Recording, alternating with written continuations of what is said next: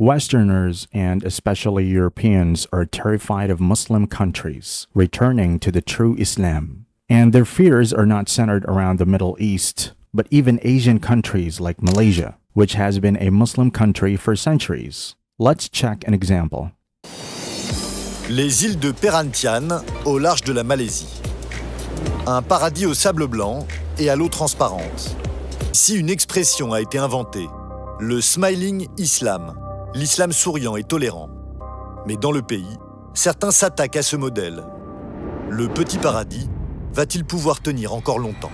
The entitlement of the Europeans seem to make them feel like Asian countries are for nothing but they're empty touristic enjoyments, and they are seeing Muslims being true to themselves as a threat. They only accept the false Islam, which tolerates everything and condemns nothing, except perhaps Islamic teachings. But as we all know, the one who tolerates everything stands for nothing, and we, Muslims, stand for something.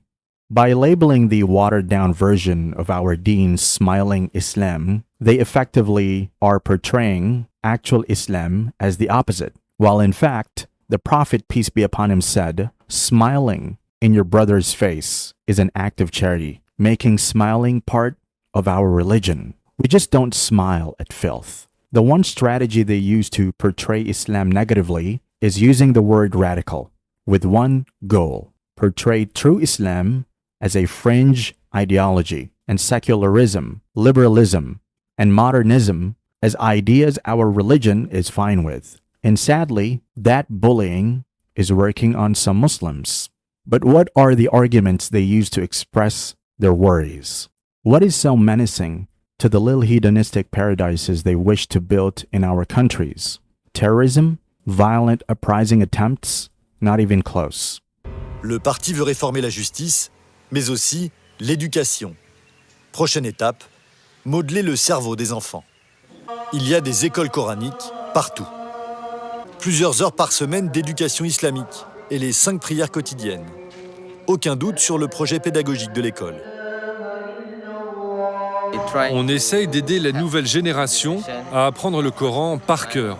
Ensuite, ces garçons pourront eux-mêmes enseigner aux générations futures à apprendre le Coran par cœur. Des enfants formatés.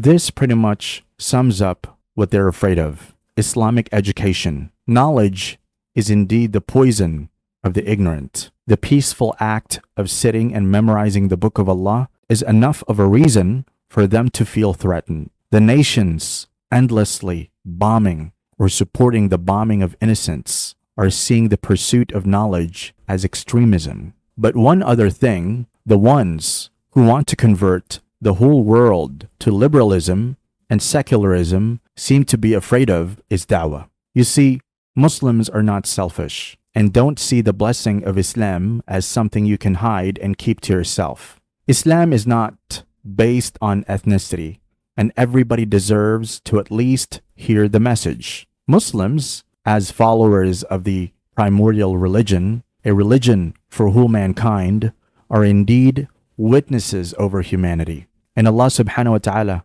says in the Quran, and whose words are better than someone who calls others to Allah, does good, and says, I am truly one of the Muslims. So naturally, peaceful da'wah is something every Muslim is proud of. But Westerners somehow seem to take issue with it. Il existe même un bureau d'islamisation des peuples de la forêt. Aujourd'hui, il y a environ 15% des autochtones qui se sont convertis à l'islam. Le but que nous a donné notre directeur est d'arriver à 100% d'autochtones convertis dans 3 ans. Pour arriver à 100%, aucune limite, tous les moyens sont bons. A blatant lie for the journalist, as forced conversions are strictly prohibited in Islam, and one must mean his shahada for it to be valid. Convertir tout le monde. Personne ne doit leur échapper. The abrasive words used by the journalist are not randomly chosen, and they have the sole purpose of tarnishing the image of those who devote their lives to doing da'wah. But as frustrated as Westerners may be, the Muslim countries they saw as nothing but resorts for their paid vacations are returning to the true Islam and investing in intellectually reconquering their lands after centuries of ideological colonialism. But not only that, non-Muslims from all walks of life are embracing the true religion, and it doesn't seem that the millions invested in tarnishing the image of Islam are achieving anything.